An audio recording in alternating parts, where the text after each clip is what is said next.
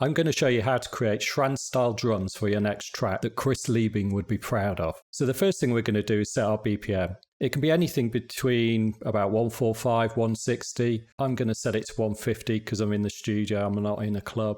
I can always speed it up later. 150 is fast enough, but slow enough that I can actually hear everything. The next thing we're going to do is create the kick.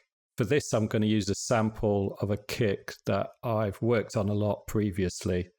So it's quite heavily engineered, but you could use anything here. And as you can see, this one has got quite a long tail, drops off at the end, but it is very long, as you can see. So anything that looks sort of similar to that would be good here.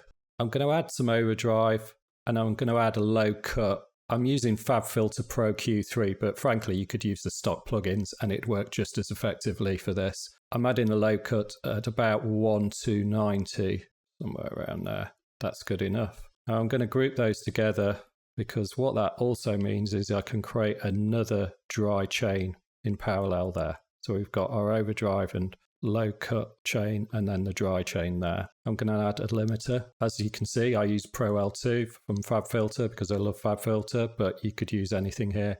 Turn off true peak limiting, you don't need it at this stage. And I like to set an output of -1 decibel as my limit. That's pretty much our kick. If we now play that,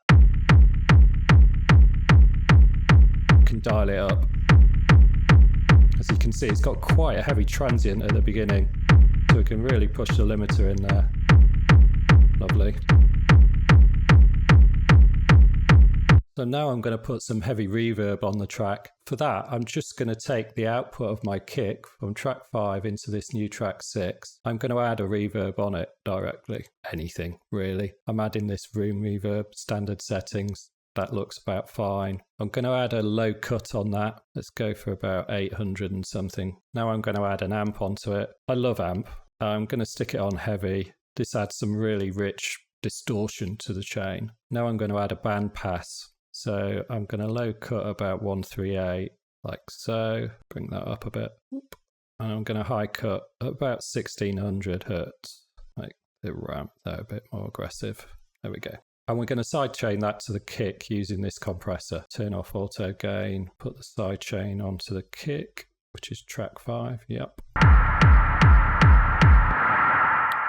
So what's happening is because that kick has a long tail, we're getting some expected results on the reverb.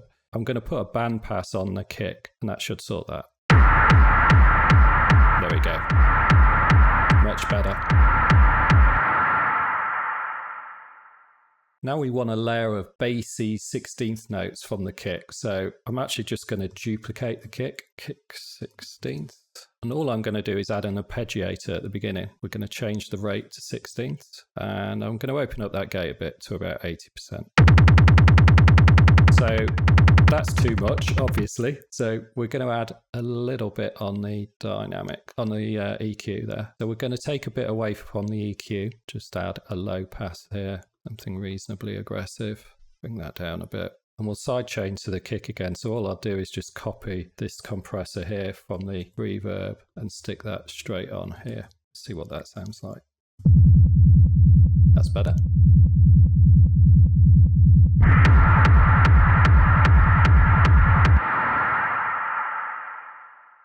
So now we're going to create the rumble, and for that I used a sample CD called Ethnic, of all things, from a company called Zero G. Now I found this from a great resource that I'm going to show you quickly now. It's on the Internet Archive. If you've never used the Internet Archive, I recommend you take a look. It's a huge repository of historical information, and I found this huge sample library, which is a collection of CDs, so ISOs that you need to mount to have a look at, and actually just WAV files that you can pull down, and it handily zips everything up for you. So this one is Zero G Ethnic, and I found it in this little group. So there are just hundreds of samples in this archive. It's fantastic. This is the one that I used. And what I'm going to do is just use a particular bit of this sample here. Let's zoom in a bit. So we'll take from about 200 milliseconds. No, maybe later actually. There. That looks interesting. And we'll go to about 900 milliseconds. That gives us something to play with. And let's put a bandpass on this again. So we're going to low cut at about 96 hertz. That looks okay. And then we're going to high cut about 1000 hertz. Maybe a bit more aggressive a cut like those. And I'm going to duplicate that, and we're going to take a different part of the sample for the second part of the breakbeat. Let's zoom in there. And for this, I'm going to take sort of around here. Let's go a bit later, maybe 2 seconds. About there, same controls. Now I've grouped those together already. So on the group, we're going to add a saturator, we're going to add a drum bus, and we're going to add a utility because I know I'm going to need to drive down the level. So for the saturator, we want something very hard. So we're going to go for a hard curve. Let's bring up the drive 4 decibels, and 100% wet is fine. I absolutely adore drum bus because it's fantastic for bringing out transients and pushing them back in the track as well. Here I'm going to soften them slightly. So let's go positive there to about 0.6. Probably going to bring, my guess is I'm going to need to bring down the level about 12 dB here. And that sounds like this. Oh, I need to trigger it. Now let's just copy that. So that's doing some interesting things now. So next we're going to add the hardgroove loops, and for that I'm going to go back to archive.org and the CDs that I found in the massive archive there. The one that I'm going to use is called Mega Bass Remix. And this is terrific. I mean, look how many different wave files. I actually had to split this up. I had to work out how to split each track into separate files, and the ones we're going to use are these ones here, which sound like nonsense at the moment, but believe me, they come together. Now I've already added the components here, but we've got a low shelf here first at about 66 hertz. Then we've got the drum bus with a little bit of drive, 20%, but we're trying to bring out the transients. So I've dialed that down to 0.6, just under. Got some compression to flatten the dynamics. These old samples are all over the place in terms of level. So you often need to work on the dynamics with a compressor. And then I've got a low cut just to pull out the bass. We don't want that coming through. And I've dialed down the overall level 3 decibels with the utility here. And I think I've done exactly the same here. Yeah, I have. We've got the compressor there and then a final low cut. And actually I brought down the level 5 decibels on this one using the utility. And that sounds like this. So it's quite a sort of top loopy rhythm to it. Let's duplicate that out so it's looped nicely. Next, we're going to add the hi-hats. And for these, I came across a free download from Mercurial Tones. Mercurial Tones, by the way, have a fantastic YouTube channel. I've learned loads on there. Absolutely brilliant. And the one I'm going to use is called Annie. I'm going to put an echo on this. Echo, the standard echo on Abelton, like a lot of the standard components, is outstanding. I use it all the time. So I'm going to change that to 16th. I'm going to add some EQ. I'm going to bring down a low cut at about 270. So somewhere around that would be fine. Actually, I'll leave that, that's fine. And let's stick on a utility because I'm a pedant for using utility. Purely to bring down the level, I know it's going to be quite high. Nice. Actually, I've just noticed that my echo is too wet, so let's bring that back about 20. Feedback needs to be down slightly to about 40.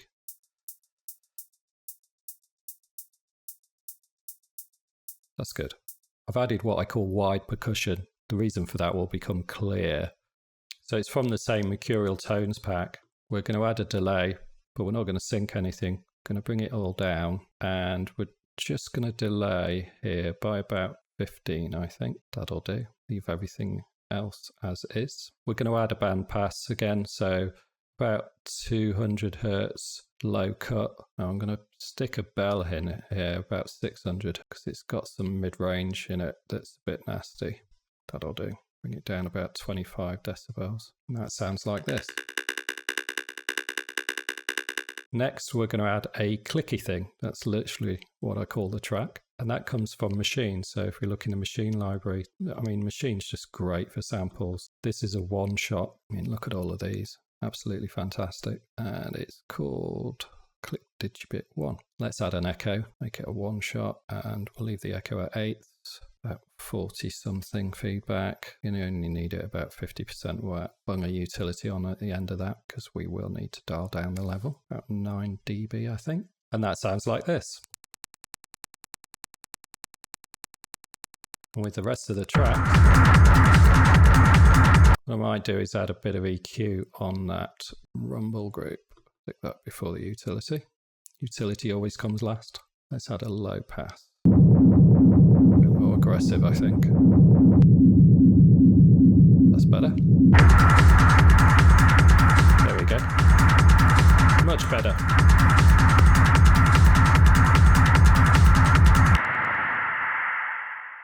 And that's how you create a Schranz style loop. This is how it sounds in the full track, never cross Katie. Don't ask me why I called it that.